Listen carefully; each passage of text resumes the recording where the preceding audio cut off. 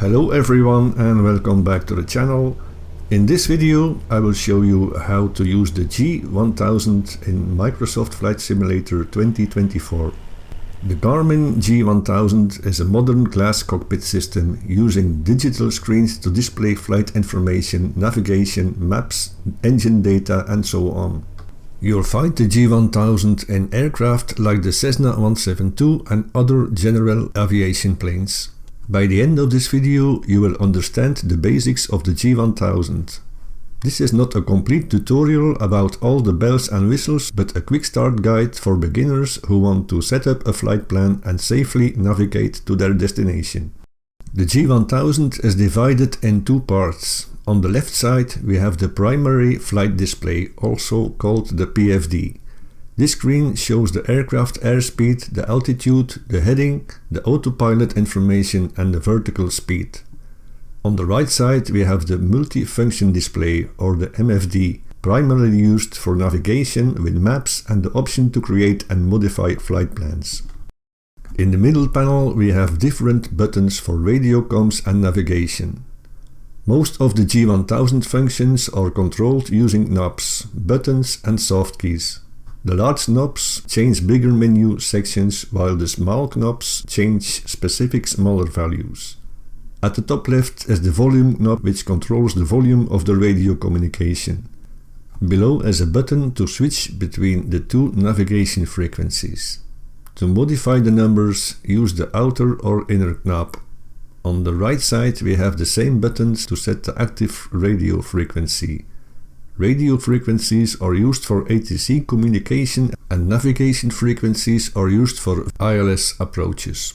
The heading knob controls the blue heading bug in the compass. Pressing the knob twice sets the bug in the current heading position. When heading mode is active on the autopilot, the aircraft turns toward the selected heading. Below are the autopilot buttons, which I will talk about later. The Alt knob is used to set a target altitude. For example, if you set the altitude to 5000 feet and activate the autopilot, the aircraft will automatically climb or descend to that altitude. It makes flying a lot easier and safer. Turn the knobs to set your altitude and use a vertical speed or flight level change mode to climb or descend automatically. It's also very important to monitor your engine while in the air. The G1000 displays the RPM, the fuel level, the oil pressure and temperature and the electricity. You can adjust the engine views with the soft keys below. There are three different options to choose from. To set your squawk code, click the transponder button, select code and use the soft keys to enter your numbers. The baro knob is used to set the correct barometric pressure. Turn the outer knob to modify the altimeter settings, which is usually provided by ATC during IFR flights. In Europe, the barometric pressure is commonly displayed in hectopascals, and in the US, inches of mercury are used. The triangle course knob is used for VOR navigation and ILS approaches, as requested by ATC. In the center of the display is the artificial horizon. The blue color represents the sky and the brown or grey represents the ground. The display shows your aircraft's pitch and bank angle. If the nose goes up, the horizon moves down. If the aircraft banks left or right, the horizon tilts. This is an important instrument for maintaining control, especially during bad weather or low visibility. The airspeed tape shows your current speed in knots, and you also notice colored ranges. Monitoring your airspeed is essential during takeoff, climb, cruise and landing. On the right side is the altitude tape displaying your altitude in feet. Next to the tape is the vertical speed indicator showing how fast you are climbing or descending.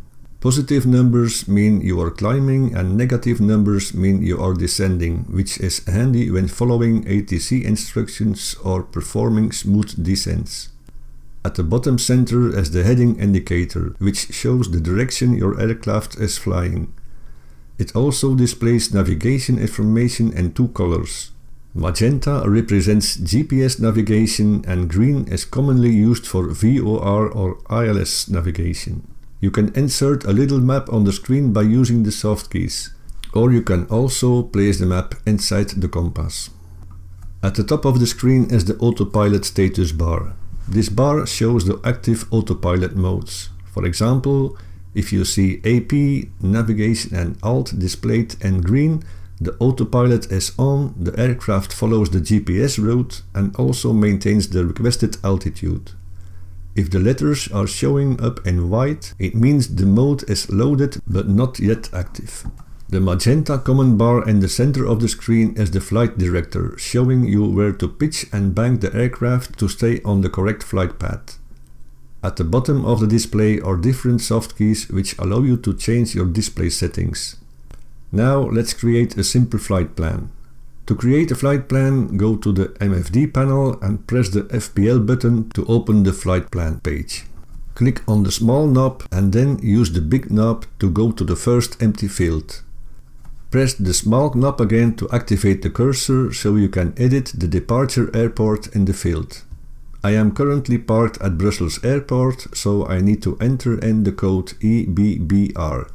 Turn the small knob to skip to the correct letter and use the big knob to move to the next letter. If you click on the small keyboard icon, you can enter the details with your keyboard.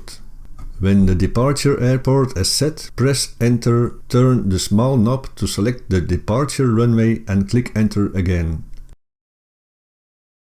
Use the big knob to scroll down to the destination airport. I want to fly to Amsterdam Schiphol, so I type EHAM in the field. Click enter, select the arrival runway with the small knob and hit enter again to save the route. And just like that, we have a basic flight plan loaded. You can now add waypoints to the plan by pressing the procedures button. Turning the range knob clockwise zooms in on the map and turning it counterclockwise zooms out. If you want the aircraft to follow your flight plan automatically, activate the autopilot and press nav mode. Make sure to have GPS mode on in magenta color. If it's green, then the localizer or VOR mode is active. Click the CDI soft key to change to GPS. Set your altitude, press Alt, and the airplane will climb or descend to the desired altitude. You can also pre-select an altitude using the altitude selector knob and then use vertical speed mode to climb or descend. The flight level change button will change the pitch of the aircraft but maintain the current speed. To adjust the speed, use the nose up or nose down button. Nose down will increase the speed while nose up will decrease the speed. Use the heading mode knob to control the aircraft direction. Rotate the knob to the left or right.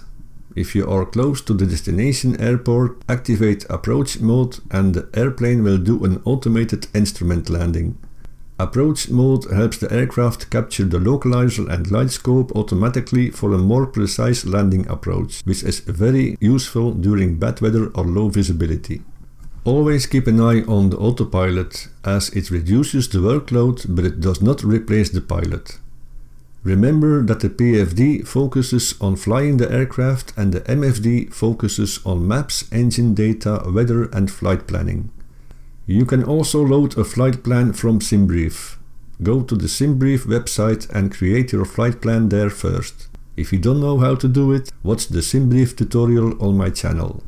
Generate the flight plan, download and save the FlightSim24 file, go to the sim, open the EFB, select Road, click Choose Load from this PC and select your SimBrief flight plan. If you enter the cockpit, the flight plan will be loaded into the G1000. You can also create and generate a flight plan inside the EFB if you have the SimBrief Dispatch app installed. Another quick way to quickly set up a flight plan is to use the Direct To button. It's useful if you want to fly directly to an airport or waypoint, fix navigation during emergencies or make quick route changes. Press the Direct To button and use the small knob to enter the destination airport, which in this case is Amsterdam or EHAM. You can also use your keyboard to enter the code. When the airport shows up, activate the plan using the Enter button. This will give you a straight route from Brussels to Amsterdam, and if you click on nav mode, the autopilot will direct you to the selected airport. Just make sure that GPS mode is active or it won't work. To delete a flight plan, click the flight plan button, click menu, scroll with the big knob to delete flight plan and hit enter. The enter button confirms selections and activates changes, and the procedures button is used to insert waypoints or other information into your flight plan. Turn the range knob to zoom out or zoom in on the map, and if you right click the range knob with your mouse, you can pan the map from right to left or up and down to get a better view. And that's basically all you need to know as a beginner to manage the Garmin G1000.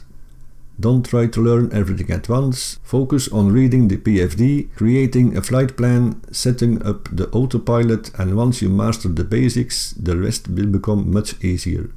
If this video helped you out in any way, please leave a like, subscribe to the channel, and feel free to drop your own G1000 tips in the comments below. Thanks again for watching, Captain, and I'll see you in the next video.